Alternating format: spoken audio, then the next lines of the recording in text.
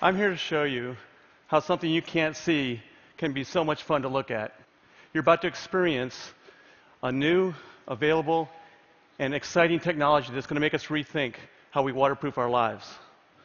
What I have here is a cinder block that we've coated half with a nanotechnology spray that can be applied to almost any material.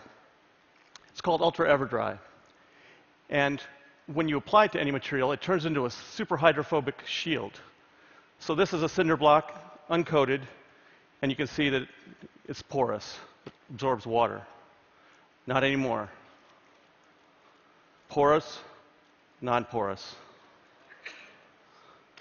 So what's super hydrophobic? Super hydrophobic is how we measure a drop of water on a surface. The rounder it is, the more hydrophobic it is. And if it's really round, it's super hydrophobic. A freshly waxed car, the water molecules slump to about 90 degrees. A windshield coating is going to give you about 110 degrees. But what you're seeing here is 160 to 175 degrees, and anything over 150 is super hydrophobic.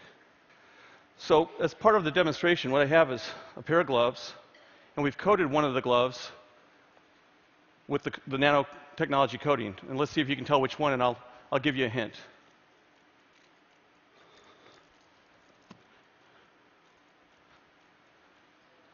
Did you guess the one that was dry? When you have a nanotechnology and nanoscience, what's occurred is that we're able to now look at atoms and molecules and actually control them for great benefits. And we're talking really small here. The way you measure nanotechnology is in nanometers, and 1 nanometer is a billionth of a meter. And to put some scale to that, if you had a nanoparticle that was 1 nanometer thick, and you put it side by side, and you had 50,000 of them, you'd be the width of a human hair. So very small, but very useful. And it's not just water that this works with. It's a lot of water-based materials like concrete, water-based paint, mud, and also some refined oils as well.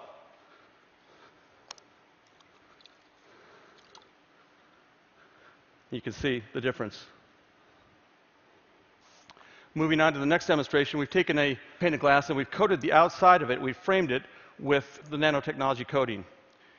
And we're going to pour this green tinted water inside the middle, and you're going to see it's going to spread out on glass like you normally think it would, except when it hits the coating, it stops. And I can't even coax it to leave. It's that afraid of the water.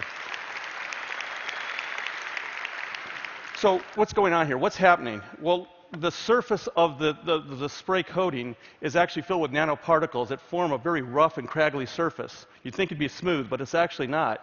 And it has billions of interstitial spaces. And those spaces, along with the nanoparticles, reach up and grab the air molecules and cover the surface with air. It's an umbrella of air all across it. And that layer of air is what the water hits, the mud hits, the concrete hits, and it glides right off. So if I put this inside this water here, you can see a silver reflective coating around it. And that silver reflective coating is the layer of air that's protecting the water from touching the paddle, and it's dry.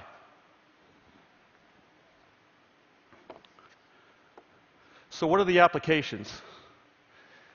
I mean, many of you right now are probably going through your head. Everyone that sees this gets excited and says, oh, I could use it for this and this and this. The applications, in a general sense, could be anything that's anti-wetting. We've certainly seen that today. It could be anything that's anti-icing, because if you don't have water, you don't have ice. It could be anti-corrosion. No water, no corrosion.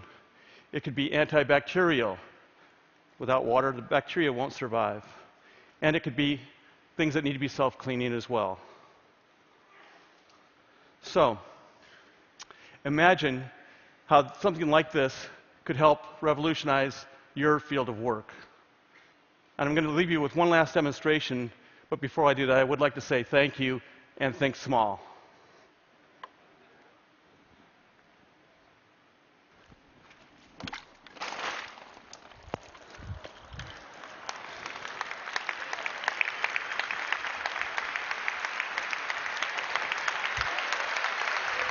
It's going to happen. Wait for it. Wait for it. You guys didn't hear about us cutting out the design from TED? he ran into all sorts of sort of problems in terms of managing the medical research part. It's happening!